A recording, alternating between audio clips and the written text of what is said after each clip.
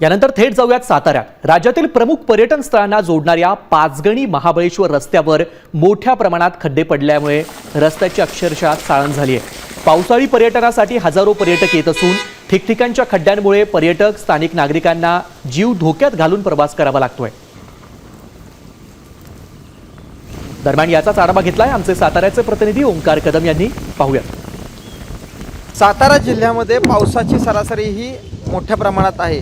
त्यापैकी महाबळेश्वर हा या परिसरात सतत पावसाची रिपरिप सुरूच आहे आणि त्यामुळेच या परिसरातील रस्ते हे खड्डेमय झाल्याचं पाहायला मिळतंय। आपण आत्ता उभे आहोत, हा महाबळेश्वरकडून पाचगणीकडे जाणारा परिसर आहे। त्या परिसरातला रस्ता आहे आणि हा मुख्य रस्ता आहे जो महाबळेश्वरकडून पाचगणीकडे जातो। परंतु या रस्त्यावर, संपूर्ण रस्त्यावर खड्ड्याचं अक्षरशः साम्राज्य झाल्याचं आपल्याला चित्र पाहायला मिळतं। त्यामुळं आता इथले नागरिक प्रचंड संतापलेले आहेत, हैराण झालेले आहेत आणि त्याने वारंवार या खड्ड्यांच्या बाबतीत प्रशासनाकडे तक्रारी करताना आपल्याला पाहायला मिळतात।